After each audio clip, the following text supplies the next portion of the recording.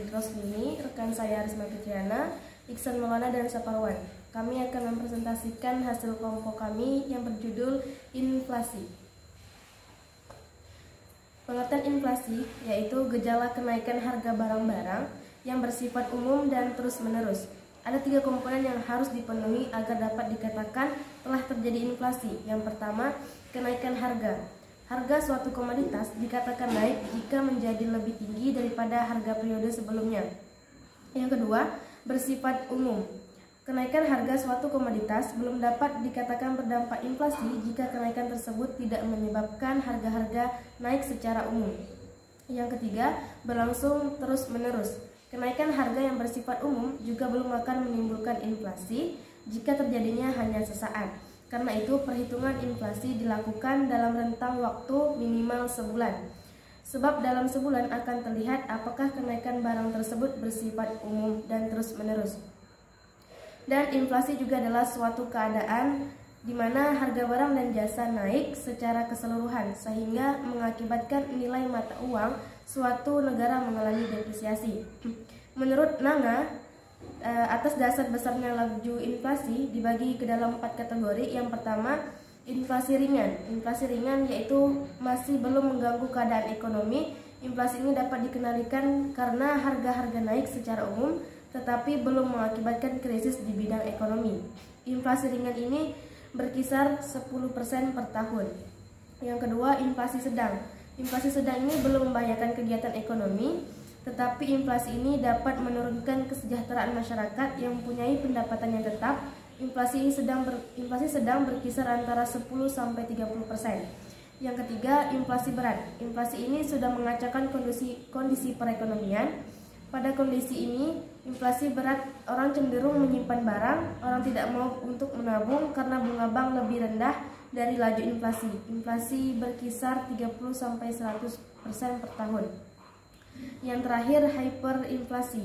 Inflasi ini sudah mengacaukan perekonomian dan susah dikendalikan walaupun dengan tindakan moneter dan tindakan fiskal. Inflasi sangat berat ini nilainya di atas 100% per tahun.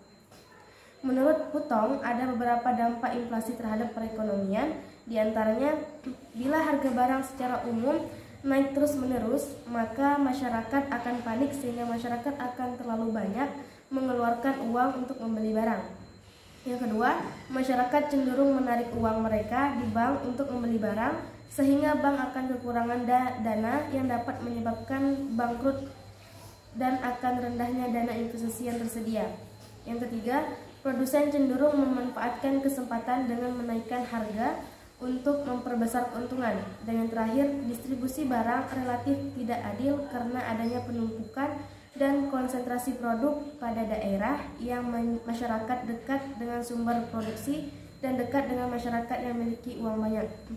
Selanjutnya akan dijelaskan oleh rekan saya Risma Fitriana. Baik, di sini saya akan menjelaskan tentang B, teori nilai tukar. Nilai tukar adalah banyaknya barang atau jasa yang dapat ditukarkan atau dibeli dengan kesatuan dan pecahan uang. Menurut Sukirno mendefinisikan kurs sebagai jumlah uang domestik yang dibutuhkan, yaitu banyaknya rupiah yang dibutuhkan untuk memperoleh 1 unit mata uang asing. Adapun faktor-faktor yang dapat mempengaruhi pergerakan nilai tukar, diantaranya tingkat inflasi relatif, suku bunga relatif, tingkat pendapatan relatif, pengendalian pemerintah, dan prediksi pasar. Secara umum, yang mempengaruhi nilai tukar adalah faktor fundamental, faktor teknis, faktor psikologis, dan faktor spekulasi, sedangkan secara tidak langsung penawaran dan permintaan dari suatu mata uang dipengaruhi oleh neraca, pembayaran, tingkat inflasi, tingkat suku bunga, tingkat pendapatan, peraturan, dan kebijakan pemerintah. Nilai tukar dibedakan menjadi 2, yaitu yang pertama nilai tukar nominal, di mana nilai tukar nominal menunjukkan harga relatif mata uang dari 2 negara. Nilai tukar nominal dinyatakan dalam kurs yang tetap. Pemerintah dalam hal ini Bank Sentral menetapkan harga valuta asing dan tetap bersedia membeli dan menjual falas pada harga ini. Yang kedua, nilai tukar real, Nilai tukar real menunjukkan tingkat ukuran suatu barang dapat diperdagangkan antar negara. Nilai tukar real ini dikenal juga sebagai nisbah perdagangan. Nilai tukar adalah sesuatu yang penting karena a. Perdagangan internasional atau ekspor-impor dapat dilakukan. B. Pembayaran transaksi komersial dan finansial antar negara dapat terlaksanakan. C. Kerjasama lalu lintas pembayaran atau LLP antar bank devisa dunia dapat terlaksana. D. Transaksi jual beli valuta asing dapat dilakukan. E. Orang dapat berpergian antar negara. Implikasi terjadinya perubahan nilai tukar bukan jasa berdampak pada tingkat barang domestik, tetapi juga berdampak pada tingkat harga dari mata uang suatu negara. Jika pemerintah mengalami anggaran defisit mata bunga domestik menurun, pengaruh perubahan ini menunjukkan penawaran rupiah menjadi berkurang, sehingga nilai rupiah menjadi naik, nilai tukar real akan mengalami kenaikan.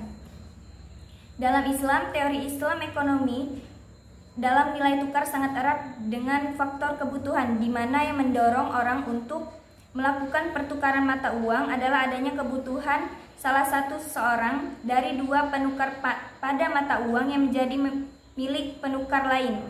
Teori sistem ekonomi Islam dalam nilai tukar uang diwujudkan dalam mekanisme bagi hasil dan jual beli peredaran modal yang sebebas-bebasnya membuat perekonomian suatu negara satu demi satu akan rusak dan kredit macet menjadi gejala global. Bagaimana tidak, pasar uang yang telah berkembang begitu cepat sehingga terlepas dari pasar barang dan jasa. Baiklah, selanjutnya akan dilanjutkan oleh rekan kami yaitu Iksan Maulana. 2000 years later. Baiklah, saya akan menjelaskan tentang materi ke-C, yaitu tentang Purchasing Power Parity atau PPP, yang merupakan salah satu topik tertua dan paling banyak dipelajari dalam ekonomi internasional. Menurut Ward 2002, teori PPP lebih menekankan pada perdagangan internasional yang didominasi oleh barang Mercedes. Sedangkan menurut Andrew Kalt et 2002, PPP masih menjadi perdebatan di antara ekonom moneter. Teori PPP yang terkadang memajukan the law of on-price yang menetapkan bahwa mulai tukar menyesuaikan sepanjang waktu untuk mengakomodasi perbedaan inflasi antar negara.